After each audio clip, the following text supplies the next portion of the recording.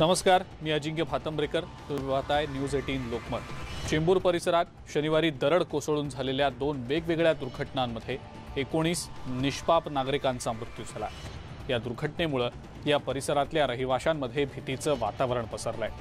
कळव्यात सुद्धा दरड कोसळल्यामुळे 5 जणांचा मृत्यू झाला. प्रशासनानं या परिसरातल्या काही रहिवाशांना स्थलांतरित केलं खरं, पण आता कायमस्वरूपी पुनर्वसन करण्याची मागणी इथल्या रहिवाशांनी केलेली आहे. दरड कोसळण्याचा धोका असताना सुद्धा हे लोक इथं का राहतात? सरकार आणि महानगरपालिकेकडून त्यांचं पुनर्वसन का केलं जात नाही? आणि अशा दुर्घटना रोखण्यासाठी कोणते उपाय करणं आवश्यक आहे? या सगळ्या प्रश्नांचा वेध आपण घेणार आहोत मृत्यूची टेकडी या आपल्या विशेष शोमध्ये.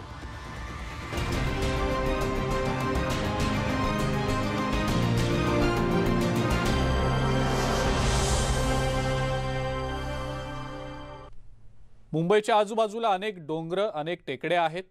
चेंबूर परिसरातील टेकडीच्या पायथ्याशी असलेल्या 5 घरांवर शनिवारी दरड कोसळली आणि 9 जणांचा मृत्यू झाला. या दुर्घटनेमुळे इथले रहिवासी हादरून गेले. पाहुयात याविषयीचाच हा स्पेशल रिपोर्ट.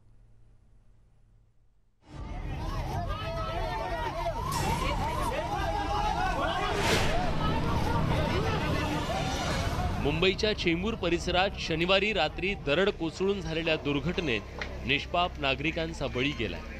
त्यामुळे या परिसरातील रहिवाशांमध्ये भीतीचं वातावरण पसरलंय. त्या दुर्घटनेची पुनरावृत्ती तर होणार नाही ना, या शंकेनं प्रत्येकाला ग्रासलंय. चालती बोलती माणसं त्यांच्यातून कायमची निघून गेली. कुणी नातेवाईकांना गमावलंय, तर कुणी जीवाभावाच्या शेजाऱ्यांना मुकलंय. ही महिलाही त्यापैकीच एक. तिचे नातेवाईक या दुर्घटनेत दगावलेत. एका क्षणात एक कुटुंब काळाच्या पडद्याआड गेलं. हा, भीती वाटते. घरात नाही जाऊशी वाटत.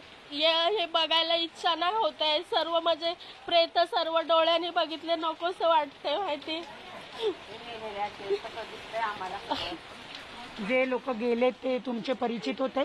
हा, आमचंच नातेवाईक आहेत. म्हणजे पप्पांच्या मामांची मुलं, नातवंड, हे सगळे सास सून आहे.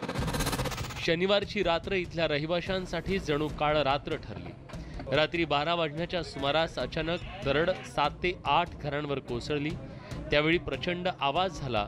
तो आवाज ऐकून लोक त्या दिशेनं धावले. दरडीखाली गाडल्या गेलेल्या घरातून माणसांना बाहेर काढण्यासाठी शर्थीचे नागरिकांनी प्रयत्न केले. जेवढं शक्य होतं तेवढ्यांना लोकांनी वाचवलं. आमच्या घरात आवाज आला एकदम, म्हणून आम्ही उठून रात्रीचे सगळे लोक इकडे तिकडे हिंडले. सगळ्यांनी मदत करून त्या लोकांना वाचवायचा प्रयत्न केले. थोडे वाचले, थोडे वाचले नाहीत. काही लोक मेले. काय करायचं? आमचे सगळे लोक आमचेच आहेत, ते पण गलगोत. घरात जायची भीती वाटते आता? हा, भीती तर वाटते. जाऊ वाटत नाही घरामध्ये. एकदम बनबन वाटतंय घरात. नको वाटतंय यायला आम्हाला. काय करायचं? पाण्याच्या प्रचंड प्रवाहासोबत एक मुलगी वाहत आली. त्या चिमुरडीनं माहिती दिल्यानंतर इतरांना त्या घटनेची माहिती मिळाली आणि लोक मदतीला धावून आले. डोंगराळ भाग असल्यानं रुग्णवाहिका घटनास्थळी पोहोचणं शक्य नव्हतं. त्यामुळे स्थानिकांनी मिळेल त्या साधनांचा वापर करून जखमींना रुग्णालयात कसंबसं पोहोचवलं. परवा रात्री मोठा पाऊस होता आणि पावसामध्ये जेव्हा एक मुलगी इथून खाली वाहत गेली, खूप मोठा पाऊस होता आणि मुलगी जेव्हा खाली वाहत गेली, ती वाहत आलेल्या स्थानिक नागरिकांनी पकडलं तिला आणि ती रिटर्न येते वेळेस आम्ही विचारलं तिला की तू इकडे एवढ्या रात्री बाहेर का फिरतेय? तर तिने सांगितलं की माझं घर पडलंय, घरामध्ये माणसं फसली आहेत. त्यानंतर आम्ही लगेच मी आणि माझे 4 भाऊ आम्ही सगळे मिळून त्यांना काढण्यासाठी बाहेर पडलो. ज्या अडकलेली होती, जी आवाज देत होती लोक, त्यांना पहिलं बाहेर काढलं. त्यानंतर जखमींना बाहेर काढलं. पाऊस एवढा होता की आम्हाला इथून जाण्यासाठी खूप त्रास झाला. रस्त्याची परिस्थिती खराब होती, म्हणजे खूप पाणी भरलेलं होतं आणि अँब्युलन्स सुद्धा खाली HP गेटपर्यंत जवळजवळ अर्धा किलोमीटरच्या पुढे तिथपर्यंत आम्ही जेवढे जखमी होते त्यांना असं अक्षरशः हातावरती घेऊन तिथपर्यंत पोहोचलो आम्ही. दरड कोसळलेल्या भागातील इतर घरांचं मोठं नुकसान झालंय.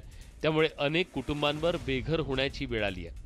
भर पावसात कुठे आसरा घ्यायचा हा प्रश्न इथल्या कुटुंबियांना पडलाय. माझं घर त्या घराच्या पाठीमागं आहे. ते घर माझ्या पाठीमागं आहे. त्या घरातून पाणी माती आहे. पुन्हा पाईप आलाय घरावर. पत्रे पडले. ती घराला चिर पडली.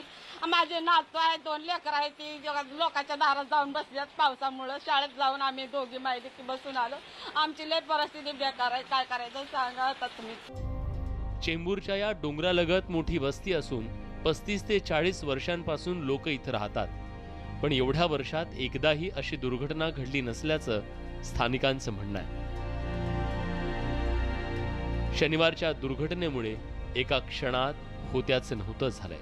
आम्ही जवळजवळ 30 ते 40 वर्ष, माझे वडील हे जे ऑफ झाले ते माझे मामा मामी, आम्ही सगळेजण जवळजवळ 30 ते 40 वर्षापर्यंत इथं राहतात ते लोक. परंतु आजपर्यंत असं कधी झालं नाही. ही पहिली घटना अशी आहे की ज्यामध्ये आमचं आणि माझ्या मामाचं पूर्ण कुटुंब याच्यामध्ये उद्ध्वस्त झालं. 81ला माझा जन्म झाल्यापासून मी इथं आलोय. 1 महिन्याचा होतो तेव्हापासून मी इथं आलोय. इथं कधीच झाली नाही अशी घटना. ही पहिली बार आहे. पाऊस तर हमेशा पडायचा, एवढंच पाऊस यायचा. याच्याहून जास्त पाणी, आमचं कमरे एवढं पाणी जायचं या नाल्यातनं, पण अशी घटना कधी झाली नाही. त्या दुर्घटनेनंतर महानगरपालिकेनं परिसरातील 30 ते 35 कुटुंब स्थलांतरित केली आहेत. कारण संततधार सुरू असलेल्या पावसामुळे या परिसरात दरड कोसळण्याचा धोका आणखी वाढलाय. आमच्या एरियामध्ये आता 20 ते 25, माझ्या समता चाळीमध्ये 20 ते 25 घरं खाली केलेले आहेत. पलीकडच्या एरियामध्ये जवळजवळ मला वाटते 30 ते 40 घरं खाली केलेले आहेत आणि त्यांचं पुनर्वसन सगळे मिळून 40 लोकांचं पुनर्वसन गडकरी या ठिकाणी केलेलं आहे. मोलमजुरी करून उदरनिर्वाह भागवणाऱ्या कष्टकरी वर्गानं या डोंगरालगतच्या परिसरात आपापली घरं बांधली. खरं तर इथं दरड कोसळण्याचा धोका असताना सुद्धा जीव मुठीत धरून राहण्याशिवाय त्यांच्याकडे दुसरा पर्याय नाही. कारण भाड्यानं घर घेण्याची त्यांची आर्थिक कुवत नाही. त्यामुळे या कष्टकरी वर्गानं डोंगर उतारावर आसरा शोधला. ऊन, वारा आणि पावसापासून संरक्षण देणारं घर त्यांच्या जीवाचं वैरी ठरलं.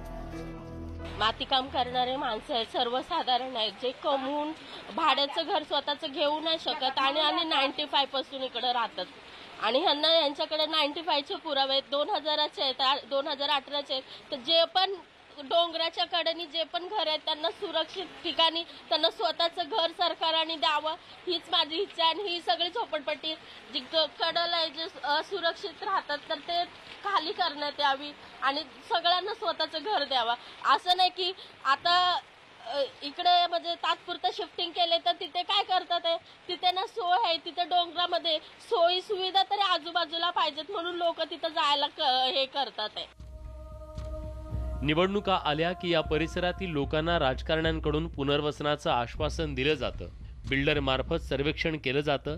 मात्र निवडणुका झाल्या की पुन्हा 5 वर्ष कुणी चौकशी करायलाही येत नाही. हा गेल्या 4 दशकातला इथल्या रहिवाशांचा अनुभव आहे. सगळ्याचा सगळा डोंगर एका मोठ्या कडुलिंबाच्या झाडाला घेऊन खाली आला आणि त्याच्यामध्ये जवळपास 5 घरांचं नुकसान झालं.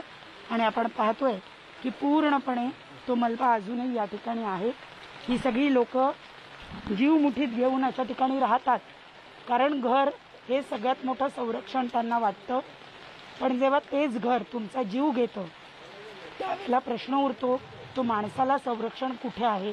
हा असा व्हिडिओ जर्नलिस्ट अरुण पेडणेकरचा, प्रणाली कापसे, न्यूज 18 लोकमत, चेंबूर.